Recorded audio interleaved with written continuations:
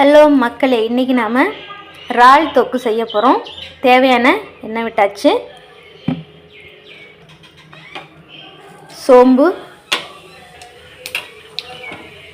பொடியாக கட் பண்ண சின்ன வெங்காயமும் 2 பச்சை மிளகாயும்,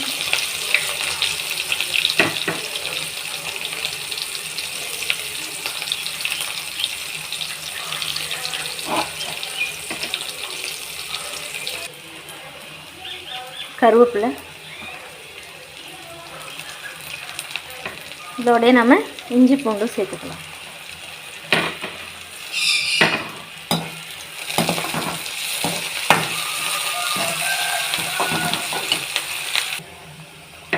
பொடியாக கட் பண்ண ஒரு தக்காளி வதங்க உப்பு, நல்லா பேஸ்ட் மாதிரி வரணும்.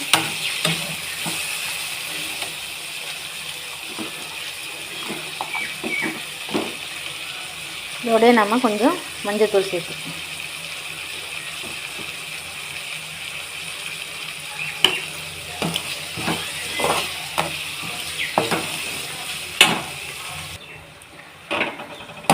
நல்லா வதங்கிக்கிட்டு இருக்கு.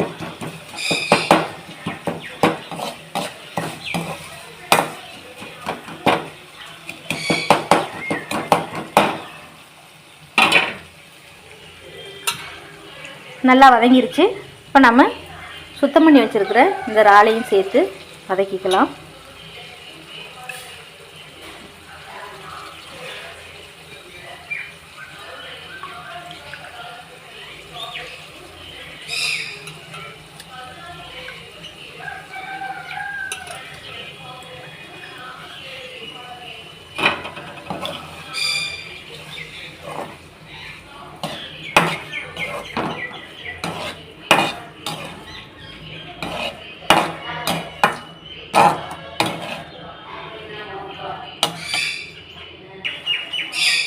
தண்ணியெல்லாம் ஊற்றலை, தண்ணி ஊற்றாமலே அந்த தக்காளி இதிலே வந்து பார்த்திங்கன்னா தண்ணி இருக்குது. இதிலே நாம் நல்லா வேக வச்சுக்கலாம். வதங்கிட்டு இருக்கு. இதில் வந்து நம்ம கொஞ்சமாக தண்ணி விட்டுக்குவோம். கொஞ்சமாக தான் ஊற்றுறேன், ரொம்ப இல்லை, கொஞ்சமாக ஊற்றுறேன்.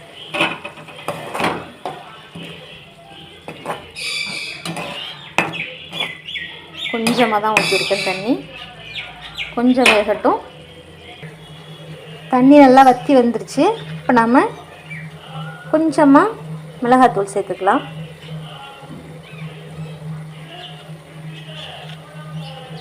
ஏற்கனவே நம்ம வந்து பச்சை மிளகாய் சேர்த்துருக்கோம், அதோட காரமும் இருக்கும், அதனால் கொஞ்சமாக நம்ம சேர்த்துக்கலாம்.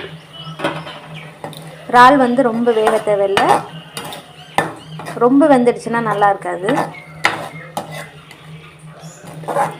கொஞ்ச நேரம் வெந்தால் போதும்.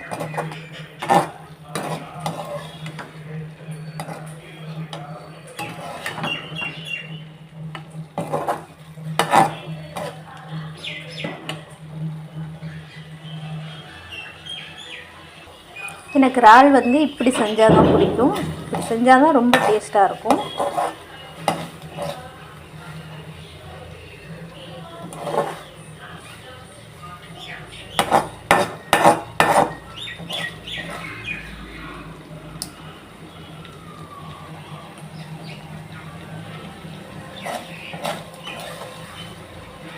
ஒரு சகோதரி கேட்டிருந்தாங்க இறால் தொக்கு எப்படி செய்கிறதுன்னு. அவங்களுக்காக தான் இந்த வீடியோ.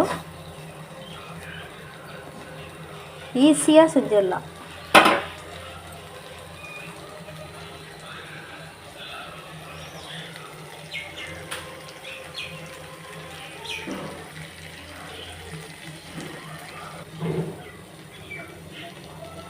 அவ்வளோதான், இறால் தொக்கு ரெடி ஆயிடுச்சு. இதை நாம் இறக்கி வச்சிடலாம்.